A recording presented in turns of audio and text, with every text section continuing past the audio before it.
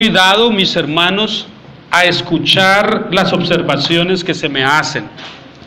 Me hacen una observación u otra y yo intento escuchar y mirar qué argumentos sustentables tiene esa observación, y entonces hago los correctivos que debo hacer. No tengo ningún problema con eso. En temas relacionados con la palabra, con el manejo de la iglesia, con asunticos de la iglesia, hago caso de las cosas que me dicen. Está bien, y si hay razones en eso, pues no tengo ningún lío. ¿Cuántos traen Biblia? A ver, déjenme ver su Biblia. Bien, bien.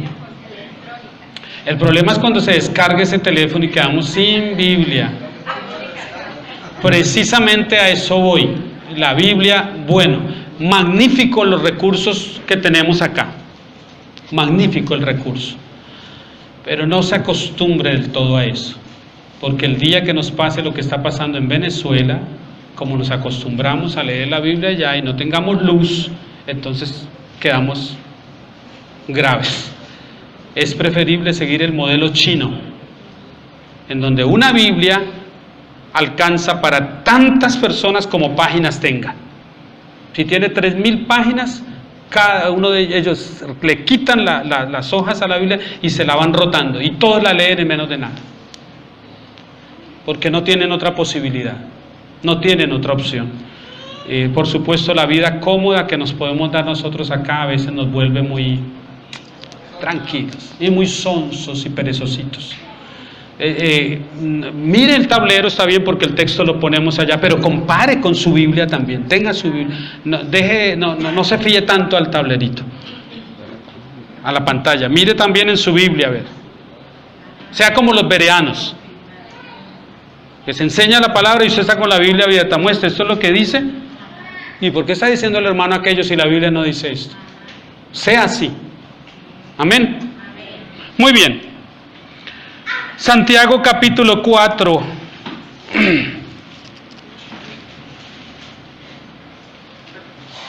Esta es una linda palabra.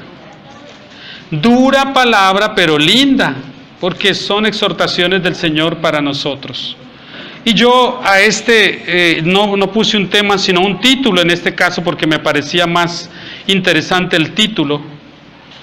Y lo llamé Mutuamente Excluyentes. Así se llama, ese es el título del sermón hoy, Mutuamente Excluyentes. Y vamos a ver si el tiempo nos da para llegar del capítulo 4, versículo 1, hasta el versículo 10. ¿Ustedes han visto alguna ventaja en estudiar la palabra de Dios de esta manera? ¿Sí ha visto ventaja? ¿Se siente más nutrido que si le tratáramos tópicos o temas aislados cada domingo, o llevar esta línea como vamos? ¿Cierto que es mejor? Allá hay un bebé saludándome que no lo puedo ignorar. Está conmigo saludando. Tengo que saludarlo, si no, no para de hacerme señas. Que ya lo saludé entonces. Muy bien. Lo que resulta increíble con este pasaje de hoy, y con toda la epístola de Santiago, pero este pasaje que es un poco fuerte, es que fue escrito para cristianos, judíos convertidos al cristianismo. Es muy curioso que la iglesia del primer siglo nace con judíos y comienza a compartirse el mensaje de Cristo para que los judíos se tornaran cristianos. Y hoy en día es al contrario. Muchos cristianos están intentando volverse judíos. Esa es una contradicción, no solo histórica, sino doctrinal y de todo tipo. Es una completa contradicción. Los judíos, donde nace la iglesia, luchan a toda costa porque sus compatriotas judíos entiendan el mensaje de Cristo y entonces lleguen a ser cristianos. Y los cristianos iluminados de hoy intentan que otros cristianos se vuelvan judíos. Díganme si eso no es un retroceso.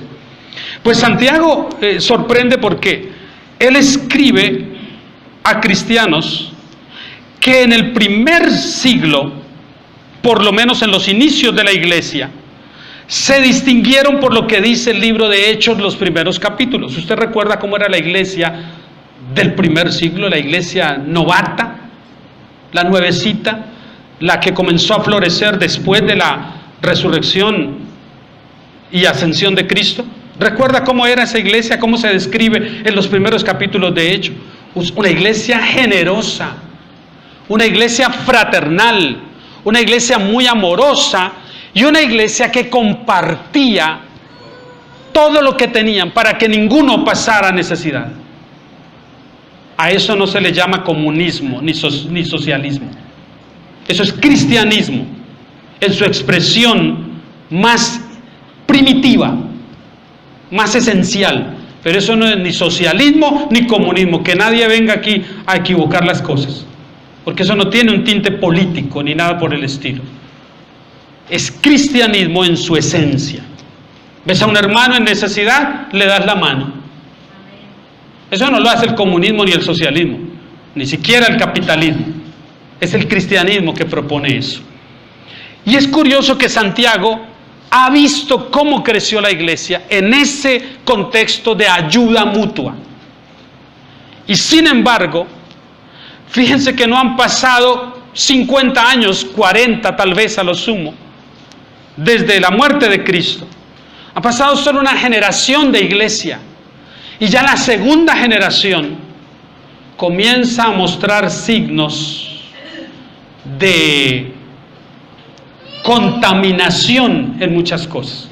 Pablo tuvo que escribir a los corintios diciéndoles que qué pasaba con ellos, que eran absolutamente carnales, que vivían en contiendas, en conflictos. Y les tiene que decir que dejen los partidos en la misma iglesia, donde unos creían que ellos se pertenecían mejor a Pedro porque les gustaba más el lineamiento de Pedro, y otros decían que no, que ellos preferían a Apolos por la elocuencia que tenía, y otros decían mucho más espirituales: nosotros ni a Apolos, ni a Pedro, ni a Pablo, nosotros de Cristo. Esos eran más espirituales, se creían ser más espirituales. Pero había esa clase de partidos dentro de la iglesia en Corinto. Así que tempranamente comienza a aflorar un espíritu diferente al que inicialmente estuvo en la iglesia y en el cual la iglesia entera del primer siglo fue bautizada. Parece que eso se olvidó y algo sucedió, y entonces no solo Santiago ni Pablo, sino Juan también tienen que exhortar a los hermanos en la iglesia para que sean un poco más cuidadosos de su comportamiento, porque siempre hemos tenido nosotros una oposición en el sentido del mundo en el que vivimos. Bueno, si estos hermanos se amaban tanto, ¿cómo es que él tiene que decirles esto? Miren el capítulo 3, versículo 1, él les ha llamado hermanos. En el capítulo 2, versículo 1, les dice hermanos. Y en el versículo 14 les dice otra vez hermanos. Es claro que les está escribiendo a hermanos, a gente nacida de nuevo. Y a esa gente, en el 4, comienza diciéndoles con una pregunta, dos preguntas retóricas que hace él. ¿De dónde vienen las guerras y los pleitos entre vosotros? Y otra pregunta, él responde con otra pregunta. ¿No es de vuestras propias pasiones las cuales combaten en vuestros miembros? Oiga esa pregunta dura. Es increíble cómo Santiago, a mí me gusta una cosa de Santiago, es que es muy didáctico y que usa muchas ilustraciones para enriquecer su discurso. Y aquí formula unas preguntas de tipo retórico porque él sabe que las respuestas están implícitas en la pregunta. Él sabe eso. Él no quiere engañarse él ni que su auditorio sea engañado. ¿De dónde viene este conflicto que usted está viviendo? Y él espera una respuesta. Y la respuesta en el ámbito cristiano de hoy, según la iglesia o la denominación a la que sea, serían cosas como estas. ¿De dónde vienen las guerras y los pleitos entre ustedes, las contiendas, los celos, las iras, la amargura, el enojo, las divisiones, disensiones, murmuraciones, chismes y enredos y todo lo demás. ¿De dónde vienen? Del diablo, hermano. Del diablo. Guerra espiritual, hermano. Liberación tal y tal día para que le salga todo eso. Según la corriente de iglesia en donde esté. Pero lo curioso es que Santiago no menciona al diablo aquí. Él no menciona al diablo. Él dice de una manera muy diplomática: no hagan responsable al diablo de lo que ustedes mismos son responsables. Asuman su responsabilidad.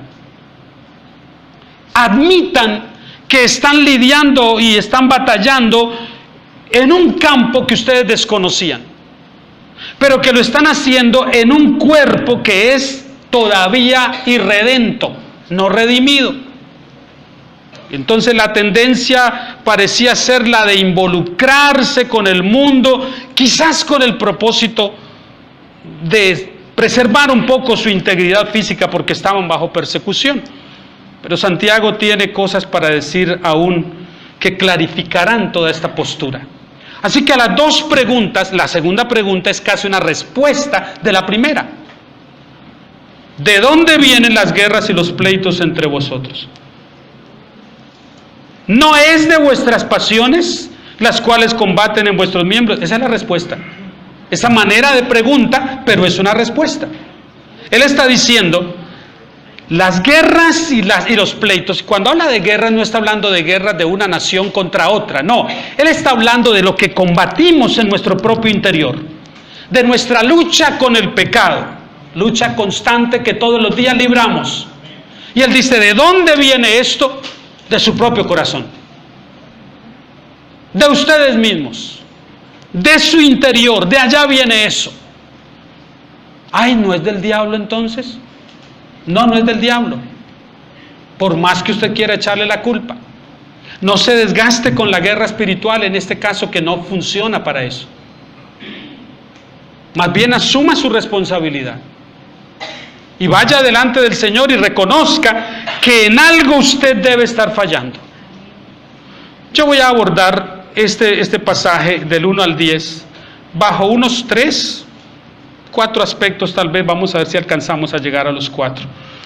Y el primero es el versículo 1 y 2, la causa primaria del mal con el que lidiamos. Conflictos, pleitos, codicias, envidias, etcétera, etcétera, todo eso proceden de nuestro corazón, de donde Jesús dijo, ¿qué pasaba en él? Todo viene de allí, dijo el Señor. ¿De dónde vienen los adulterios, las malas palabras, las guerras, los conflictos, las enemistades, la envidia, los celos? ¿De dónde viene todo eso? Del propio corazón, que es de por sí un corazón inclinado al mal. Lo curioso es que se supone que nosotros recibimos un nuevo corazón en el nuevo nacimiento. Toda vez que nosotros somos asaltados por alguna cuestión de estas, envidia, celo, amarguras, malas palabras, chismes, cualquier cosa de esas, deberíamos preguntarnos, ¿por qué en mi corazón regenerado afloran esas cosas? Desde mi corazón, que se supone que ya fue transformado por el Señor en la conversión, ¿por qué afloran esas cosas? ¿Por qué sigue saliendo ira, enojo, amargura, maledicencia? ¿Por qué? Esa es la pregunta que intentamos responder. Y mi hermano, tal vez Santiago nos va a dar unos vislumbres de respuesta, porque él va a proponer una cosa como esta. Él va a enseñarnos que si nosotros no estamos satisfechos con Dios y en Él, andaremos siempre buscando a alguien más en quien satisfacernos. Si nuestra satisfacción no está en Dios, en alguien más buscaremos esa satisfacción. Y por supuesto la frustración grande será que no la encontraremos. Y no nos cansaremos de buscar aquí y allá, y cuanto más busquemos fuera de Dios, más vacíos y necesitados vamos a estar. La verdadera vida espiritual conlleva una separación del mundo, mi hermano. Eso es lo que viene a decir él. La respuesta de Santiago no puede ser más clara y no podemos tratar de opacarla, no. ¿De dónde viene eso? De mi corazón. Algo está mal conmigo y sigo siendo egoísta. Y sigo siendo envidioso. Y sigo siendo un avaro. Y un mentiroso. Y uso malas palabras. Y tengo malos pensamientos. Y si esa es la conducta persistente en mí, bueno sería, a la luz de la revelación de Dios, ir delante del Señor y suplicarle que me permita ver la condición mía, porque es posible que si eso es reiterativo, que si eso es lo habitual en mí, yo no sea una persona regenerada. Y el engaño más peligroso y más grande en el que millones de cristianos andan y que inundan las iglesias en un día como hoy, es el de creer que son regenerados, pero no lo son. Es el mayor engaño. Y en las iglesias les ayudan a creer que en efecto ya sus nombres están en el libro de la vida. Ya tranquilo, usted ya es salvo, no se preocupe. Es muy curioso que nosotros, que tenemos en esta pequeña iglesia la reputación de que enseñamos el salvo siempre salvo, y entonces le añaden, no importa lo que hagas, eso no lo enseñamos nosotros ni la Biblia, pero es lo que dicen que decimos, pero no es verdad. De modo que salvo siempre salvo, no importa lo que hagas. ¿Quién dijo eso? Una mente carnal inventó eso, pero no nosotros ni la Biblia. Así que no nos pueden acusar de eso. Pero es muy curioso que esas personas que dicen que nosotros decimos eso, no conozcan que decimos lo contrario. Examine su verdadera profesión de fe.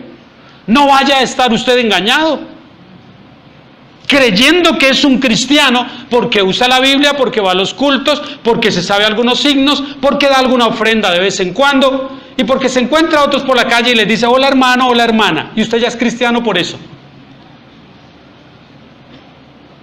Y hay que revisar si mi conducta es reiterativa, si en un día de 24 horas, 20 de esas 24 horas, yo vivo bajo expresiones y conducta carnal, entonces yo no soy un cristiano. No lo soy, porque aquí no hay matices grises, aquí no hay esos tonos grises.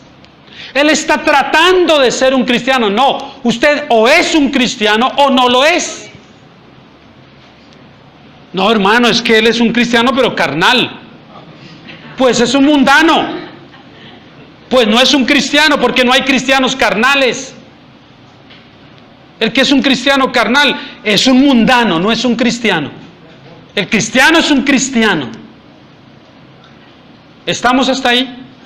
Es lo que dice Santiago. Ojalá existieran los matices grises, para que algunos se sintieran cómodos y no estuvieran engañados. Entonces yo estoy tratando y estoy siendo. Hoy estoy hoy estoy en versión cristiano, pero mañana puedo estar en versión mundana. Pero igual sigo siendo un hijo de Dios. No se engañe de esa manera, porque nos vamos a llevar sorpresas un día. Y un día pronto, que no sabemos cuándo sea. Y debemos tener cuidado con eso. Ahora mire lo que hace Santiago. Él describe nuestra condición. Esa es la segunda cosa.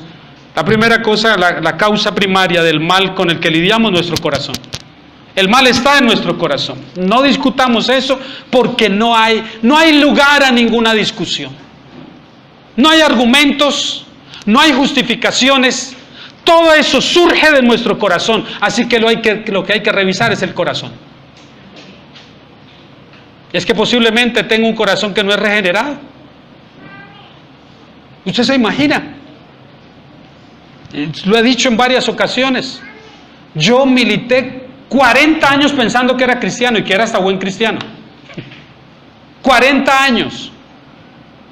Y no era cristiano.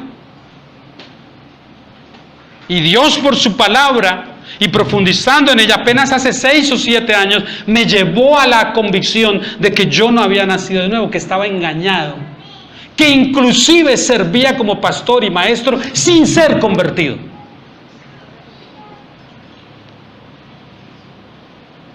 Y esto pega muy fuerte para él. O sea que cuando usted fue mi maestro no era convertido. No, ¿cómo le parece que no?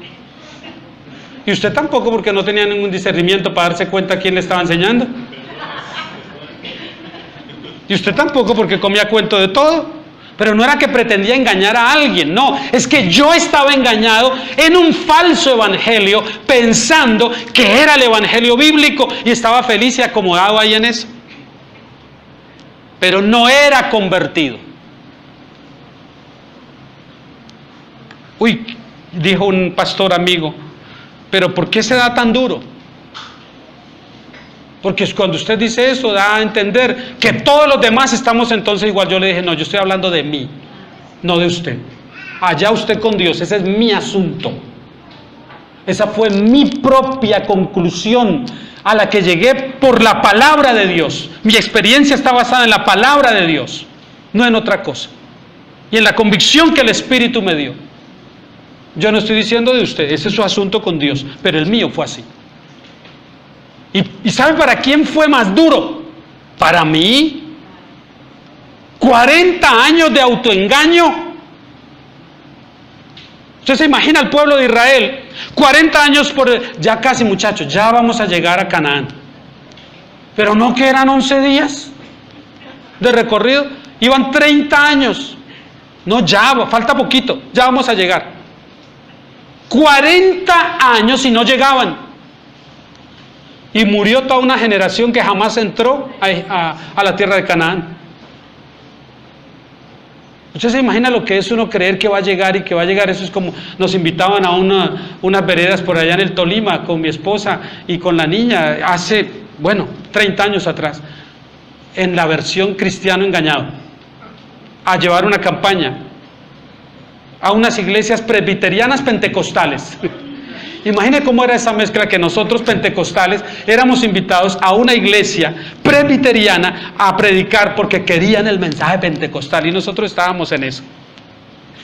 Y nos invitaban a un pueblo en las montañas del Tolima, zona guerrillera hasta decir no más. Y para allá íbamos. Y cuando íbamos caminando, hermano, ¿y cuánto falta? Allí nomás, hermano, un poquito, allí nomás, un poquitico nada más, detrás de ese matorral. 2 horas caminando. 2 horas. Y todavía, hermano, todavía falta mucho. Allí nomás, hermanito, allí nomás. Una cuadra llanera. ¿Usted se imagina uno toda la vida creyendo que sí, ya estoy llegando, pero nunca llego? Y creer uno que ya llegó, pero que no ha llegado.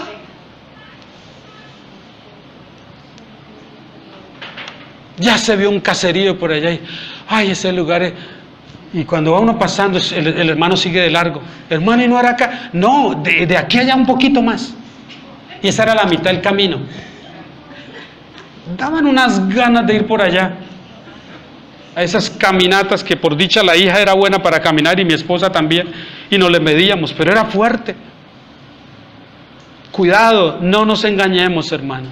Nuestro corazón, aún siendo regenerado, por habitar en este cuerpo que todavía no ha sido redimido, puede ser tremendamente influenciado por nuestros sentidos,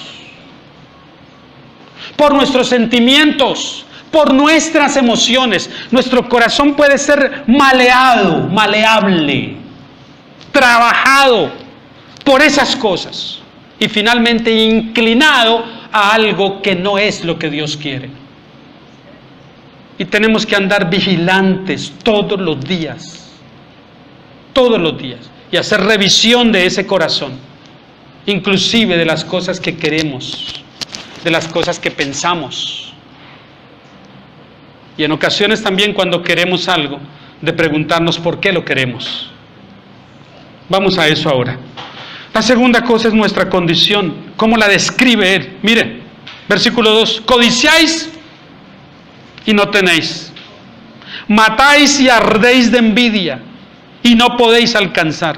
Combatís y lucháis, pero no tenéis lo que deseáis, porque no pedís. Pedís y no recibís, porque pedís mal para gastar en vuestros deleites. Que hasta ahí, porque el lenguaje que viene ahora es más fuerte. La codicia y la avaricia son insultos a Dios. Por eso es que yo estoy seguro que Dios desprecia el mal llamado evangelio de la prosperidad. Porque promueven la avaricia. Promueven el no estar jamás conformes. Jamás. Sino siempre querer más, pero más de cosas materiales, ¿no? Porque está bien que dijeran queremos más de Dios. No, quiero más de lo que Dios tiene para darme, porque Él tiene más para mí. Ese lenguaje a mí me resulta chocante, molesto, porque es contrario a la Escritura, totalmente contrario. Y es por donde vemos la línea. Pero a las personas eso les gusta, porque imagínense, ¿cómo no va a gustarles a la gente algo como eso? Usted no tiene dinero y le prometen que hay más. Pues usted quiere ese mensaje. Ahora que le enseñen cómo hacerlo. Ahí nada más se arruga ya usted, porque lo primero que le dicen es para que le llegue más de lo que tiene. Porque el secreto es ese. Recuerdo en esos años de versión cristiano engañado, y en una situación de mucho apremio, de 12 años de una prueba enorme que yo mismo me la di lugar para ella, y el Señor permitió que así fuera para gloria suya y para traerme a la verdad suya. Un día un hermano me vio en tan mala condición y tan desesperado. Yo estaba en la ciudad de Bogotá y nos vimos con él allá, y me dijo: siervo, es que yo creo que lo que le hace falta a usted es hacer una siembra. ¿Qué me pongo a sembrar? ¿Marihuana, cocaína o qué? Para ver si la cosa mejora. ¿Qué es lo que me va a proponer? ¿Una siembra por allá en el Catatumbo o qué? ¿Qué me va a proponer?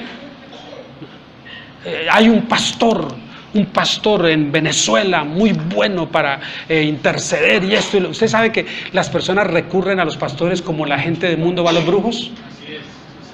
Igual, hay un pastor en tal parte que ora y se sanan. Hay un pastor allí que dice profecía. Hay uno que esto y la gente corre de allá para acá. Eso es la locura, hermano. Y uno en el desespero y en la angustia. Y imagínense, eso no pasó hace 12, 15 años atrás. Y el hermano, alumno mío había sido y todo, y gran amigo también, y me dice: ¿no tiene algo de valor que me dé para llevarle al siervo y que ore por usted? Y yo, como que de valor, el reloj se lo había dado a otro pastor. Ya no tenía reloj. Yo ya no tenía reloj porque ya le había sembrado el reloj más fino que jamás he tenido y nunca he vuelto a tenerlo, se lo había dado a un pastor. Era una de esas locuras que hacen por ahí. Así que reloj ya no tenía. Argolla no usaba entonces, porque ya se había perdido y todo. Y no tenía nada que darle. De pronto vi fue un lapicero, y era un lapicerito bueno, algo fino para mí, para mi gusto. Lo único que tengo es esto. No importa, muéstrelo. Agarró el lapicero y se lo llevó. ¿Qué tiene que ver un lapicero?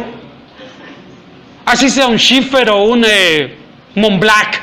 ¿Qué tiene que ver con que se lo lleven a un hombre para que ore por mí y Dios me responda? ¿Qué relación hay en eso? Pero si yo con algún grado de conocimiento desesperado caí en eso, ¿qué esperamos de la gente entonces? La gente cae redondita en esas cosas. Después usted no sabe quién va a exhibir el lapicero que usted dio, pero alguien lo tiene por ahí firmando todavía cosas. Porque esto es un engaño. Y esto es codicia. Esto es avaricia. Eso es lo que propone eso. ¿Y saben qué se basa eso? Santiago lo va a decir ahora. ¿Dónde está la base de eso? Él va a decir eso. Y lo curioso es cómo lo muestra, es un contraste. Codician, pero no tienen. Matan, arden de envidia y no pueden alcanzar lo que desean. Cuantos más cosas quieren. ¿No es ese el evangelio de hoy? Iglesias que se destacan solamente porque cada domingo tienen un nuevo invitado que promete tal cosa y el otro promete tal otra, y llenan y abarrotan la iglesia. Y sabe lo que está pensando el pastor, está diciendo, y la ofrenda ahí sí va a estar buena. Tenemos iglesia llena para levantar unas 2 ofrendas. Y yo tengo autoridad para hablar de esto porque conozco cómo funciona esa cosa al interior mismo. Podredumbre y suciedad hay en eso. Yo estaba tomando café con un pastor apóstol que ya falleció. Ojalá haya descansado en paz. Pero tomaba café en un hotel con él. Porque así es el Señor, en una mala racha que tuve. Él quiso enviarme $100 mensuales por un año, que fueron de gran ayuda para mí en ese tiempo que no tenía ninguna fuente de ingresos, y fue de gran ayuda.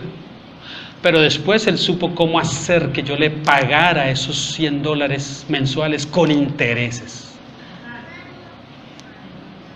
manejando las emociones y la necesidad de uno, supo cómo hacerlo. Y un día, estando en Bogotá, me llama y me dice, estoy en el hotel tal, porque no le consultaba uno, sino daba órdenes. Esos apóstoles se ponen por encima de usted de una vez. Ellos son los de la autoridad. Dijo, véngase para tal hotel, estoy acá. Vamos a hablar un rato. Nunca le dije apóstol, nunca pude. Hermano, es que mire, es que estoy... No importa, deja lo que estás haciendo y vente ya. Sí, señor. Habló el apóstol. Le llegué allá. ¿Qué quieres tomar? ¿Qué quieres comer? No, un cafecito está bien. Pide lo que quieras, no te preocupes, yo pago. No, un café está bien, hermano, un café. Yo ya venía, lo conozco desde que inició su ministerio en Bogotá. Éramos niños nosotros cuando nos llevaban a esa iglesia donde él era pastor. Así que lo conozco. Sé cuándo se torció, cuándo comenzó exactamente a torcer el mensaje, lo sé exactamente. Y de pronto estamos en eso y me dice, bueno, y entonces, ¿qué vamos a hacer? Ese día le dije, ¿sabe una cosa, hermano? Yo acababa de llegar de Ecuador y él me había abierto una puerta para que me permitieran predicar en unas iglesias en Guayaquil y no me quedara por ahí sin hacer nada. Pero tuve que, por supuesto, comprometer el mensaje para ser aceptado. Y tuve que predicar sobre prosperidad y cosas de esas para que me dieran una ofrenda. Y claro, me lo dejó él a mí, que así tenía que ser. Pero yo no pude jamás con eso. Y cuando volví de vuelta dije, no, esto no funciona conmigo, no soy yo. No puedo con esto, no puedo con esta clase de engaño. Y cuando estábamos tomando café me dijo, ¿cómo te fue en Ecuador? Bueno, bien, hermano, esto, lo otro. Pero sabe, yo le tengo que decir algo. Yo no puedo con ese mensaje. No puedo con eso. Me siento un hipócrita y la Biblia no me da a mí en ningún lugar para esa clase de mensaje que usted predica. Me llené de valor para hablarle, porque era muy imponente, además que grandote. Y me dijo, por eso es que vives en la ruina que vives. Y cuando me dijo así, claro, yo estaba en una muy mala condición y situación, y él lo sabía. Y yo sentí que me habían dado una bofetada, a mi ego, por supuesto, ¿no? A mi orgullo, que aún estando en necesidad, era orgulloso. Y entonces le dije, hermano, espero ir para el cielo. Así arruinado económicamente y todo, pero espero que voy para el cielo. Ojalá usted también. Pero yo lo dudo. No cuente más conmigo para esto. No comparto, no puedo eso. No puedo con eso. gracias por el café, nos vemos, hasta luego. Nunca más lo volví a ver. Hace unos 3 años murió. ¿Sabe? Ese mensaje tiene que ver con el egoísmo. Tiene que ver conmigo. ¿Cómo tengo yo más? Estábamos tomando el café cuando me llamó un pastor de Bogotá, amigo personal. Estaba escalando dentro de la denominación y ya iba muy avanzado el muchacho para ser tan joven.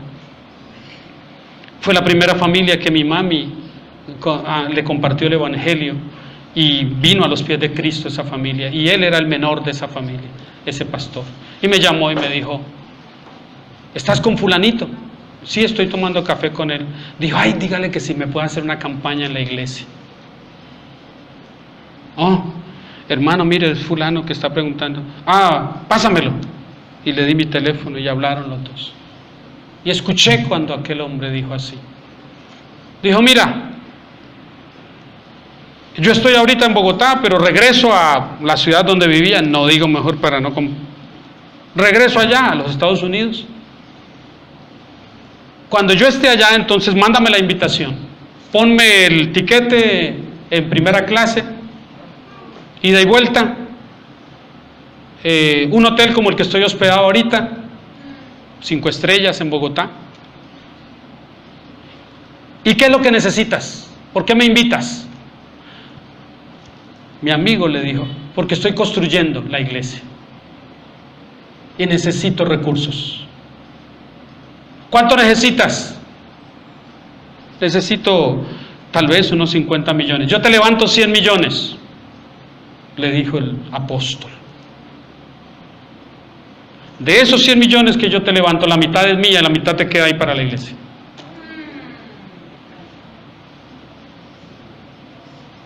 Así son, hermano, créame. Así son. Que por avaricia harán negocio, harán mercadería de la fe por avaricia. Yo estaba ahí sentado escuchando eso y no podía creerlo. Y con mayor gana y urgencia le dije: no puedo con esto. Mi amigo pasó y me dijo: Néstor, después lo llamo cuando no esté con él. Después, cuando me llamó, me dijo: ¿qué le pasa a ese tipo? Le digo: ese tipo es lo que ustedes más aprecian aquí en Colombia. Tiene agenda repleta y vive como un rey. Usted no conoce los lujos en los que él puede vivir. Dios me pidió la mitad de todo, él se comprometió, y yo lo vi haciendo actividades como esas en muchas iglesias. Así fácil. Entonces no hay problema, hermano. Te prometí que te levantaría en esa campaña 50 millones, los voy a sonsacar de la gente, así sea a punta de promesas. Promete que vas a traer los 5 millones tal día, y la gente pasa un papelito prometiendo eso. Y él da por hecho que ese dinero entró y a la iglesia se lo cobra. Ya entró la promesa, así el dinero no haya entrado, dame mi parte. Estos no son ministros de Dios. Estos no son hombres que aman a Dios. Estos no merecen ser llamados ni hermanos siquiera. Ni hermanos. Y me parece muy curioso porque conocemos con mi esposa ya a unos 4 o 5 que tempranamente han sido llevados.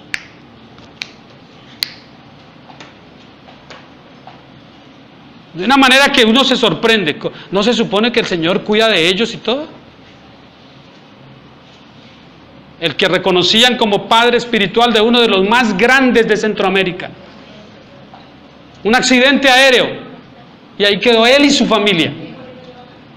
Él, su esposa, sus hijos, ahí murieron todos en su avión personal. Y todos murieron ahí. Plata, plata, plata, dinero, dinero, no hablaban más que de eso. Esto habla de esto, Santiago está diciendo eso, codicia, codicia. Pero codician y no tienen lo que realmente quieren, porque aunque tengan los bienes materiales que más anhelaban, no tienen la tranquilidad ni la paz, porque nadie puede tener paz cuando está haciendo las cosas a la manera contraria como Dios lo ha dicho. ¿Quién puede tener paz? ¿Quién puede dormir tranquilo con eso? Le decía al hermano Nahum de un individuo en común que conocemos, que un día en el avión, nos encontramos en el avión de aquí de Cúcuta a Bogotá, y cuando yo lo vi, porque curiosamente hizo la oración de fe, esa oración del pecador que no está en la Biblia, la hizo siendo guiado por mí. Y me pareció muy curioso porque cuando nos vimos en el avión ya venía hablando un lenguaje extraño el muchacho. Y yo ya sabía que él se había desviado. Y ese día en el avión, cuando vino a saludarme, le dije: fulanito, ¿usted puede dormir tranquilo? ¿Por qué, pastor? ¿Por qué me pregunta eso? Porque con la clase de cosas que usted hace como ministro de Dios, yo no podría dormir tranquilo. Sonsacándole a la gente el dinero para darse la vida que usted se da, ¿uno puede dormir tranquilo?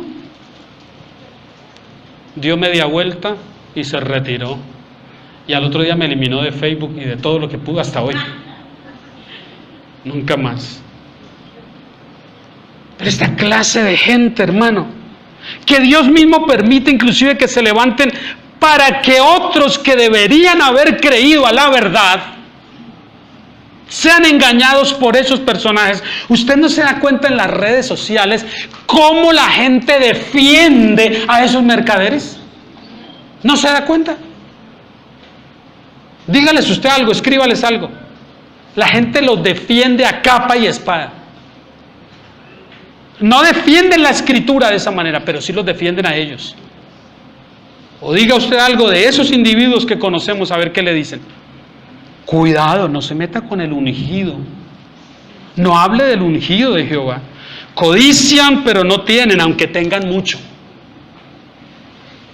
Usted no ve nada escandaloso en que un pastor, un siervo de Dios, uno que fue llamado a dar su vida predicando de aquel que no tuvo ni siquiera una cama digna cuando nació. ¿Usted cree que uno que vive de eso, de pregonar ese mensaje, pueda darse el lujo de vivir a la par como viven las grandes estrellas de Hollywood? Siendo vecino de ellos. ¿Usted cree que eso está bien? Yo no. Yo no creo que esté bien. Yo creo que está detestable eso. En particular, cuando las personas que dirijo en mi iglesia no pueden vivir en ese nivel en el que vivo yo. Eso está muy mal. Y por supuesto no hay temor de Dios en esto, porque si hubiese temor, uno no podría estar tranquilo. Cuando en cualquier iglesia, hermana, en cualquier institución, el único que prospere es el que dirige, tengan desconfianza. Desconfíen. Cuando el único que prospera es el que los dirige, ustedes tienen derecho de decir: aquí algo está mal. ¿Cómo que él siempre está estrenando? ¿Cómo que él siempre tiene carro nuevo?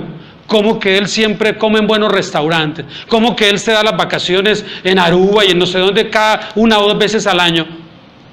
¿Cómo así? Nosotros, usted tiene derecho de observar eso y de no promover eso con sus ofrendas y con su dinero. Porque es con nuestro dinero que hacen eso. Con el dinero que gente incauta, ignorante, tonta o otra gente interesada les da. Y tenemos que ser cuidadosos en eso. Codicia, por favor, eso es lo que hay. Combatís y lucháis, pero no tenéis lo que deseáis porque no pedís. ¿Por qué dice Santiago que no pedís? Porque cuando se pide, pero se pide mal, es como no pedir. Él lo va a aclarar más adelante. Pedís y no recibís. ¿Por qué? Porque pedís mal. ¿Y cuándo es pedir mal? Cuando no pedimos conforme a la voluntad de Dios, sino conforme a nuestros deseos. Y gloria a Dios que Él no nos da todo lo que le pedimos. Gloria a Dios. Suelo mencionar esto a menudo porque siempre hay nuevas personas que lo escuchan que nunca lo habían oído. Pero yo desde la primera vez que leí esto de la misionera canadiense Amy Carmichael quedé impresionado y me encantó, aunque no lo entendía las primeras veces que lo leí. Dije, esta señora, ¿qué fue lo que quiso decir con esto? Y tuvieron que pasar muchos años para que mi corazón, alineado con la verdad de Dios, pudiera entender ahora sí eso. Amy Carmichael fundaba orfanatos en la India. Sirvió por 30 años como misionera en la India. Un abnegado trabajo para el Señor. Y ella dijo esto: ten cuidado con los deseos de tu corazón, porque seguramente los alcanzarás. Pero ¿qué de malo hay en alcanzar lo que mi corazón quiere? ¿No es lo común? ¿No es lo que escribimos en una tarjeta o lo que le enviamos por las redes sociales a alguien que está cumpliendo años? El Señor conceda todos los deseos de tu corazón. Yo digo, ¡no! Más vale que el Señor no los conceda. Porque si el Señor concede todos los deseos de un corazón que no está alineado con su voluntad y con su propósito, si Dios me da todo eso, puede ser mi mayor perdición. Y yo agradezco al Señor que Él no me haya dado todo lo que le pido. Y ahora le agradezco, digo, Señor, porque tú sí sabes por qué pedía yo. Pedía mal. ¿Sabes sobre qué base pedimos? Dice Santiago. Pedimos sobre la base del egoísmo. Del egoísmo. Ese lenguaje, quiero más. Y vaya por más. Ese es un lenguaje egoísta. Mundano. Codicioso. Lleno de avaricia. Ese es un mensaje de un corazón que no está satisfecho en Dios. Alguien me dijo esta semana, ¿cuál es el problema que usted tiene con ese dicho de que vamos por más? ¿Cuál es el problema? ¿Sabe lo que le dije? ¿Sabe cuál es el problema? El problema que yo tengo es que Jesús jamás dijo algo como eso.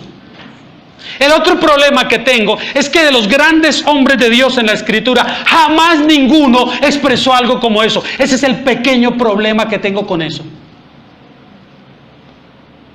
Y se quedó.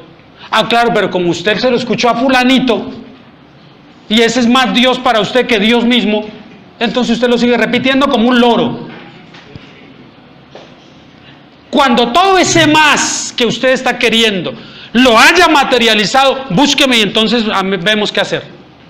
Pero como no va a suceder así, en un tiempito lo voy a ver y lo único que voy a encontrar en usted es frustración. ¿Sabe quién sí va a tener más? Ese que le enseñó a pedir más.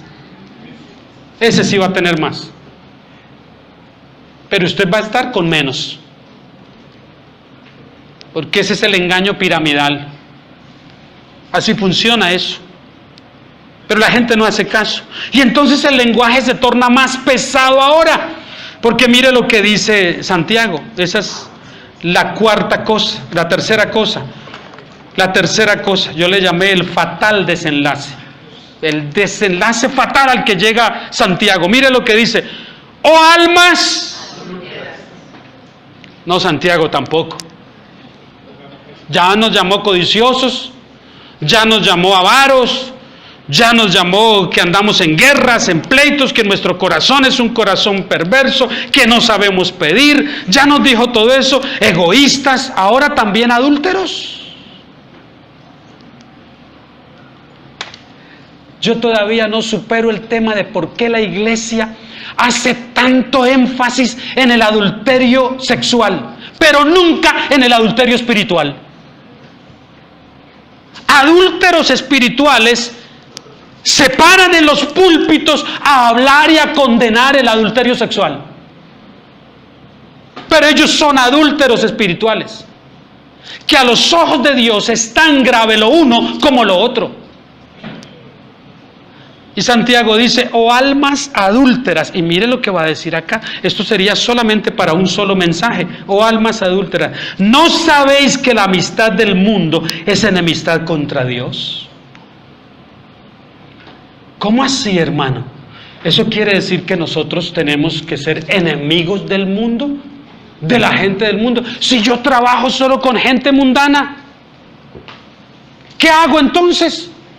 ¿Dejo de relacionarme con el mundo? ¿Me voy a una montaña como hicieron en el medioevo? ¿Me alejo por allá como un montañista porque el mundo está pervertido y me van a contaminar? ¿Es eso lo que debo hacer? No, no. El Señor Jesús dijo, ellos están en el mundo, pero ellos no son parte de este sistema mundano. Y lo que está diciendo Santiago es lo mismo que dice Juan. Él no está hablando del mundo como el cosmos, el planeta como tal que estamos llamados a cuidar, porque es nuestra casa temporal. Él está hablando del sistema que opera en el mundo, sus costumbres, su cultura, todo lo que hay en el mundo, sus ideas, sus políticas, sus gobiernos, todo eso va en contra de Dios. Y de eso está hablando Santiago y dice, sepan una cosa, cuando ustedes se hacen amigos del mundo, cuando coquetean con las cosas, con el sistema mundano, ustedes son enemigos de Dios. Y automáticamente lo otro también aplica. Cuando ustedes se hacen amigos de Dios, inmediatamente son vistos enemigos del mundo. Eso es lo normal. En la Biblia no hay tal cosa como que estamos pasando por un buen momento, porque fíjese que vino el candidato a la alcaldía y está aquí con nosotros esta mañana y nos va a dirigir una palabra. Y le permitimos inclusive pararse en el púlpito. A que venga y haga promesas que jamás cumplirá. Hombres corrompidos, sin temor de Dios, torcidos hasta decir nada más. Y les permitimos eso. Que engañen al pueblo. Ah, pero es que ese le tiene una promesa hecha al pastor. Usted solamente déjeme parar en el púlpito, yo me encargo de levantar los votos y yo le garantizo una secretaría. Si usted me pone 10,000 o 20,000 votos, yo le garantizo, pastor, que va a tener el manejo de tal y tal cosa. ¿Usted sabe cuántos pastores, no solo en nuestra ciudad, sino fuera de nuestra ciudad, en Colombia, han sucumbido a eso? Cantidades. ¿Y sabe lo que hacen? En esa esfera de poder ahora dicen, estamos tan bien delante del Señor que nos tiene en amistad con el mundo. Están tan engañados que no se dan cuenta que son enemigos de Dios, porque se hicieron amigos del mundo, peor, bajo una negociación fraudulenta. ¿Sabe lo perverso que es que un pastor comprometa el voto, que es secreto, de su grey a un político de turno para él poder adquirir posición? ¿Sabe lo perverso y lo sucio que es eso? Degradante, sin importar quién sea el pastor que lo haga, es degradante y condenable desde todo punto de vista.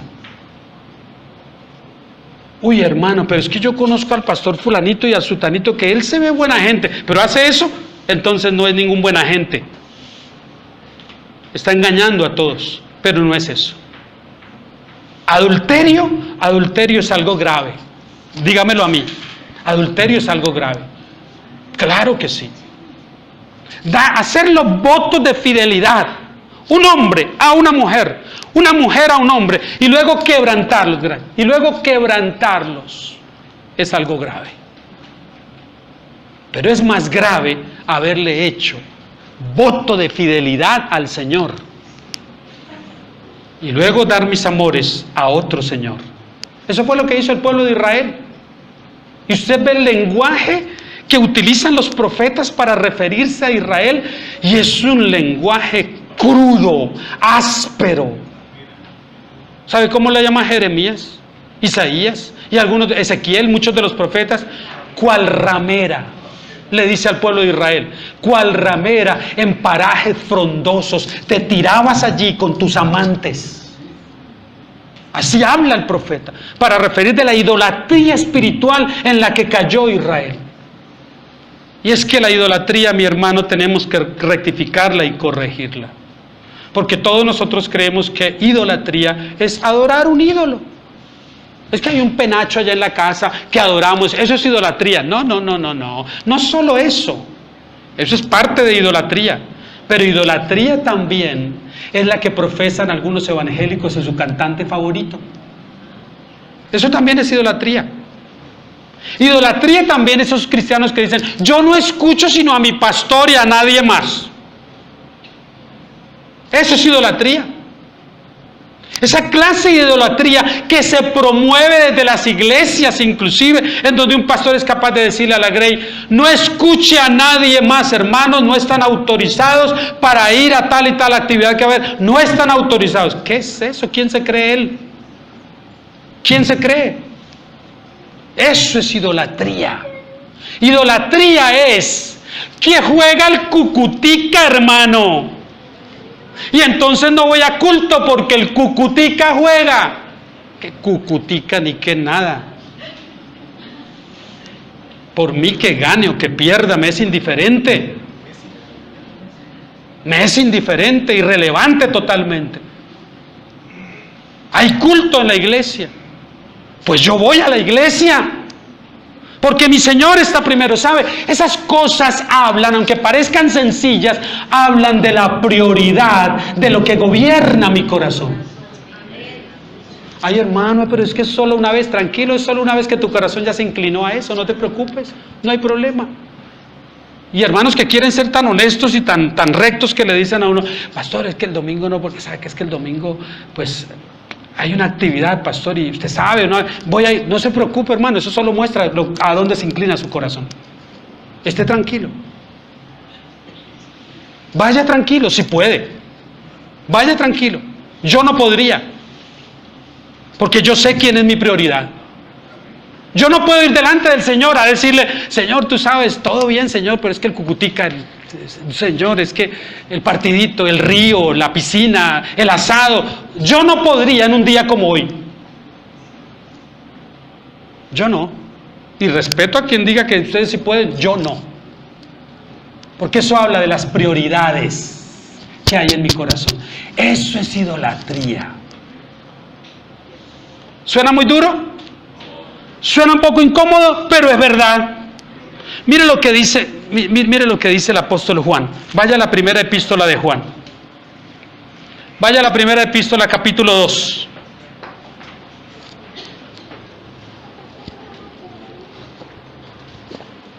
No, 2:15. No améis al mundo, ni las cosas que están en el mundo. Si alguno ama al mundo, el amor del Padre no está en él. ¿Sí oye? Esto no es que es no amar al sistema mundano, no es al mundo como tal ni a las personas.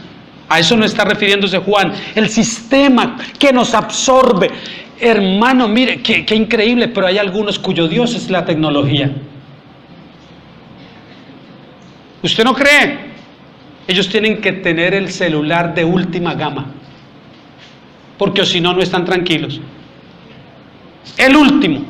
Y en particular, si se lo vieron a alguien que parece tener menos recursos. Yo me sorprendo que hay gente, la mayoría de hermanos, excepto unos 2 o 3, aquí tienen mejor celular que el que tengo yo. Y yo me gozo por eso, a mí no me da envidia eso. Con el que yo tengo me es suficiente. Pero me sorprendo de ver hermanos inclusive que tienen hijos, cuyos hijos tienen mejor celular que el que tienen ellos. Hijos menores, ¿no? Lo que es más terrible, menores de edad, bastante menores. Y cuando usted les ve el aparato que exhiben, ¡wow! ¡Caramba! ¿Sabe lo que estamos haciendo con eso? Estamos haciendo esclavos a nuestros hijos de la sociedad de consumo. O no me diga que ese hijo al que usted le dio el celular mejor que el que usted tiene, al año está todavía feliz con ese celular. A los 6 meses ya le está diciendo, papá, ya salió el otro. Ya no quiero este, ya lo ven feo, ya quieren el otro. Esclavos de eso. No somos así. Así somos. Usted quiere tener la atención de una persona, no le hable cara a cara, mándele un WhatsApp. Aunque lo tenga ahí cara a cara. Y le va a prestar más atención. la tecnología, un Dios. Sí, un Dios, podríamos decirlo que sí. Y el Señor dijo, no amen eso, no amen las cosas del mundo. ¿Por qué? Por esta razón, porque todo lo que hay en el mundo, ¿qué es básicamente? 3 categorías: los deseos de la carne, los deseos de los ojos y la vanagloria de la vida. Todo lo que yo veo para mí, lo que quiero para mí, deseos de la carne, cosas que realmente ni siquiera necesito. ¿Quiere que le pregunte? ¿Y es sincero con usted mismo? ¿Cuántas cosas tiene usted en su casa que son útiles, pero que usted no necesita? Que no las necesita. Es más, alguien seguramente sí las está necesitando. Y usted puede llegar todos los días y ver esa cosa tirada ahí que no necesita para nada, porque un día alguien se la hizo comprar haciéndole ver que usted la necesitaba, porque la magia de un buen vendedor es hacerle creer a usted que necesita algo que usted no necesita. Y hacerle creer que usted sí la necesita y que la compre. La sociedad de consumo funciona así. Nos hace creer que necesitamos cosas que no necesitamos, pero que como otros las tienen y nosotros no, nos sentimos mal. ¿Sabe dónde está la raíz de eso? Egoísmo. Pero ¿por qué otro puede tener eso y tú no? Mira que aquellos se van de viaje a San Andrés o a algún otro lugar paradisíaco una vez al año. ¿Por qué tú no? Tú también puedes. Y en eso es una competencia basada en el egoísmo. Y caemos. Oiga, ¿y verdad? ¿Yo por qué no? ¿Acaso yo no trabajo también? Y cuando nos damos cuenta, estamos alimentando esas excusas. Haga la tarea hoy. En la tarde, dése una vueltica por el cuarto ese de San Alejo o los lugares y comience a ver las cosas que tiene. Su closet mismo, mujeres. Que en la mañana cuando van a vestirse dicen, ¿qué me pongo hoy? Sí, ¿qué me pongo? Porque tienen 40 blusas. Tienen 30 pares de zapatos. Tienen tanto que no saben qué ponerse. Pero la mayoría de esas cosas no las usan. Usan unas 2 o 3. Usted sabe que nosotros, aunque tengamos mucha ropa, hay ciertas prendas que las usamos más reiterativamente y otras nunca las tocamos. Ahí están. Y son cosas buenas porque no las necesitamos. Ese es Santiago diciéndonos esto. Tengan cuidado. Todo lo que hay en el mundo, 3 categorías: deseos de la carne, deseos de los ojos y vanagloria de la vida. ¿Por qué? Porque quiero que los demás vean que yo tengo. Que yo tengo.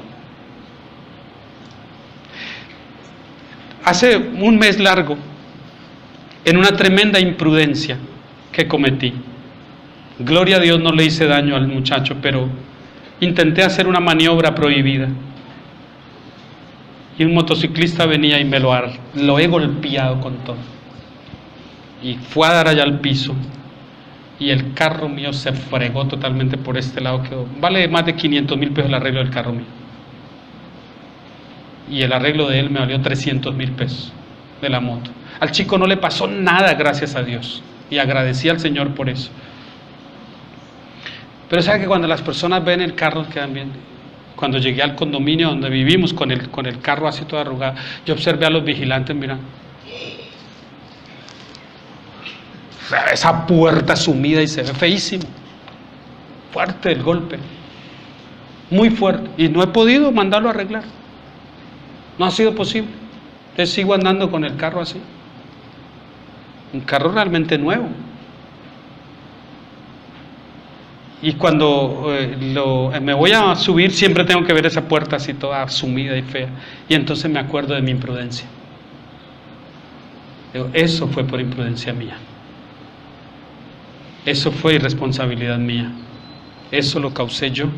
Gracias a Dios estoy bien. Y son solo latas. Y el muchacho también está bien.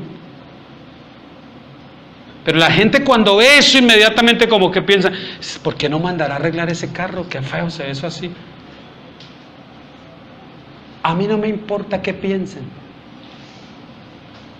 Yo veo que vuelven a ver y voy como... El otro día lo estacioné en un lugar y los señores lo miraban y el uno le comentaba al otro, yo, ¿qué dirán? Eso fue que quién sabe dónde se lo metió, quién sabe, yo no sé qué dirían, ni me importó. ¿Qué importa lo que digan? Cuando se puede arreglar, se arregla.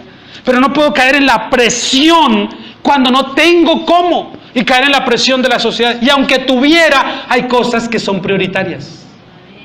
Y hay cosas que son necesarias e imprescindibles. Pero hay otras que no. Yo aprendí de mi papá, siendo muy joven, y un día me dijo esto: hijo, jamás te vayas a endeudar porque no tienes algo para comer. Jamás te endeudes por comida. Jamás te endeudes por un viaje de vacaciones. Jamás. Me dijo mi papá. Y yo lo aprendí. Y eso un día nos llevaron engañados a un lugar con mi esposa. Porque el manejo de la tarjeta de ella y esto y lo otro. Entonces, un lugar engañados a darnos una media hamburguesa para meternos un viaje carísimo no sé a dónde.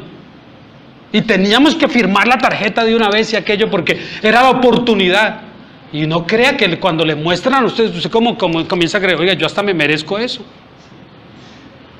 Y de pronto con mi esposa lo pensábamos y mirábamos, pues está rico, 12 meses, nada. ¿Sabe cómo eran las cosas? Cuando regresáramos de las vacaciones teníamos que seguir pagando 2 años más. Y a mi mente vino de una vez lo de mi papá: no te endeudes jamás, que eso es lo más amargoso que hay. Vas y paseas muy rico y estás por allá, y cuando regresas las cuotas mensuales te amargaron las vacaciones. Ahorra, haz la provisión, dale un destino a ese ahorro, y cuando tengas, ve con tu dinero y cómprate eso que querías. Esto es lo que yo quería, ahora tengo el dinero, tome, aquí está, y no le debo a nadie nada. Estoy preparando, hermano, con la ayuda del Señor, cuando terminemos lo de evangelismo bíblico, unas conferencias los jueves sobre el cristiano y el manejo del dinero. Unas conferencias bien bíblicas sobre el tema, en las que seamos libres de esa esclavitud a la deuda. Y he pasado necesidades, y usted cree, ni mi esposa no sabe jamás lo que es ir a la tienda a decir: vecina, ¿será que me puede fiar 1 kilo de arroz? Vecinas, no. Y no porque tenemos en la casa, a veces no hemos tenido, pero no fiamos para eso. Llegó el extremo una ocasión en que yo estando solo con mi hija en esta ciudad, no tuve que comer. 4 o 5 días que no hubo ni arroz para comer, ni café, que si al menos tuviera café para la mañana estuviera contento, pero ni café había. Levantarlo de la comidita de mi hija, que ella pudiera comer y se fuera a la universidad con algo de comer, pero quedarme yo en el apartamento diciendo: Señor, tengo un hambre, y salir por ahí a ver dónde, y nada. Casi una semana. ¿Sabe? Eso golpea la autoestima, golpea muy fuerte. Realmente, y algunos hermanos por ahí que de lejos, ¿y qué tal que aquel hermano me invitara a almorzar hoy? Ya es el 4.º día sin comer. Por eso cuando esos hermanos de Venezuela me escriben y me dicen: pastor, este es el 3er día que no tenemos nada que comer, yo digo: Dios, asístelos, porque yo sé lo que es eso. Yo sé lo que es eso. ¿Cómo uno se siente? Y el hermano, en lugar de acercar: pastor, ¿cómo está? No, ya no era ni pastor, ya era, adiós. Ese fue el que ya no está en la iglesia, adiós. Porque si usted no está metido allá, ya no es miembro de la familia de la fe. Y yo deseaba que al menos alguno dijera: pastor, ¿ya tomó café hoy? Oiga, ya que lo dice, hermano, ¿me va a invitar un café? Y fue incapaz de pedirle a alguien.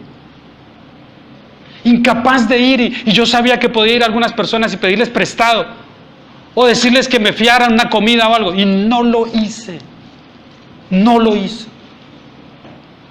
Y aguanté esos días, pero no lo hice. No me endeudé por comida. Y aquí estoy. No me morí de hambre. Al 3.º, 4.º día que no llegó que comer, Señor, de aquí en adelante hasta que haya comida te dedico a ayuno. Me dedico en ayuno estos días. Y ya la actitud cambió y todo. Y no crea que llegó así del cielo, de pronto me metí en ayuno y los cuervos como Gigi Ávila vinieron a alimentarme. No, a mí no. A mí no vino nadie, a mí me tocó salir y ponerme a hacer unos postres y cosas y en la calle vender. Allá en Venezuela. Y salir allá a la calle a vender mis postres. Para poder comer. Todos hemos tenido malos momentos. Y tal vez cuando usted ha sido procesado de esa manera, hermano, Dios lo libra un poco de esa avaricia. Termino con esto, hasta este versículo no podemos llegar a más. Si respondiésemos al Espíritu Santo de Dios, como dice el apóstol Santiago acá, porque esa es la razón que Él va a arguir. Si respondiésemos nosotros tan celosamente como Él mismo nos desea a nosotros, nuestra realidad sería otra. Porque mire lo que Él dice, y con esto concluye: ¿no sabéis que la amistad del mundo es enemistad contra Dios? Cualquiera pues que quiera ser amigo del mundo se constituye enemigo de Dios. Esto habla de la autoconfianza y la autobúsqueda. Cuando usted dice, no, yo no busco a Dios porque yo creo que por mí mismo yo soy capaz. No, yo tengo confianza en mis capacidades, en mis habilidades. ¿Ha oído que ese es el mensaje humanista de hoy? Crean su potencial. Usted tiene un potencial dentro que no lo ha logrado descubrir. Usted es capaz. Ese es el mensaje humanista. Y yo he descubierto que muchas cosas no soy capaz por mí mismo. Que necesito de Dios, porque no soy capaz por mí mismo. No tengo la capacidad ni el poder por mí mismo, ni la determinación, y necesito de Dios. Entonces Santiago termina diciendo esto: ¿o pensáis que la Escritura dice en vano, el Espíritu que Él ha hecho morar en nosotros nos anhela celosamente? Así como usted desea cosas, así como usted desea adquirir bienes y esto y lo otro, de una manera más profunda, Dios nos anhela a nosotros, nos desea a nosotros. Y si nosotros corriéramos a Él con la misma determinación con que vamos detrás de las cosas que deseamos, es que anhelo esto y sacrificamos lo que sea para tener eso. Si lo hiciéramos así con Dios, otra sería nuestra realidad. Pero somos muy inconstantes cuando se trata de Dios. Cierre sus ojos un momento. No es malo tener cosas, hermano. No es malo. Son muchas de ellas necesarias, otras no. Lo que es malo es que cuando no las tenemos, reneguemos, porque simplemente no las tenemos. Lo que es malo es comprometer nuestros principios, reducir los estándares de Dios y acomodarnos a la cultura del mundo. Eso es lo que es malo. Lo que es malo es callar ante la injusticia. Eso es lo que es malo. Lo que es malo es hacernos parte de cosas que van en contra de Dios a fin de no tener líos con nadie. Es que no quiero tener dificultades con este o con aquel, así que mejor yo voy a hacer lo que me piden. Eso es lo que es malo. Y Señor, permítenos entender que tú eres un Dios celoso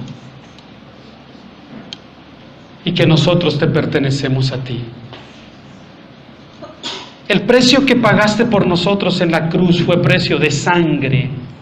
Y sin ese precio que tú pagaste, nosotros estuviésemos muertos todavía en nuestros delitos y en nuestros pecados y destinados a la condenación eterna. Pero nos salvaste. Y nos salvaste no para que vivamos vidas egoístas, centradas en nosotros mismos. No, nos salvaste para que vivamos para gloria tuya. Para eso nos salvaste. Perdónanos. Y a mí, perdóname por no estar viviendo enteramente para ti. Por eso perdóname. Y no sé si algunos de mis hermanos igual te estén diciendo ahora, perdóname a mí también. Porque muchas veces Solo uso tu nombre y tu causa como pretexto para alcanzar lo que yo quiero, pero no te anhelo a ti, anhelo las cosas que vienen de ti. Las cosas buenas que tú me puedes dar, pero no te anhelo tanto a ti. Señor, que nuestra oración sea, te anhelamos a ti. Y todo lo que venga de ti es secundario. Si te place dárnoslo, amén. Y si no, que nos des a ti mismo, que te des tú a ti mismo, a nosotros. Eso es suficiente. Permítenos experimentar la suficiencia tuya, porque todavía no la hemos experimentado. Y ruego que tú, Señor, apliques esta palabra a cada uno de nosotros. Es solo la palabra tuya, no es mía. Yo solo fui el retransmisor de esta palabra que es poderosa. Y la autoridad y el poder está en esta palabra, no en mí. Confío plenamente que tu Espíritu haga la labor que Él sabe hacer en la vida de cada persona esta mañana, en el nombre de Jesús. Amén y amén.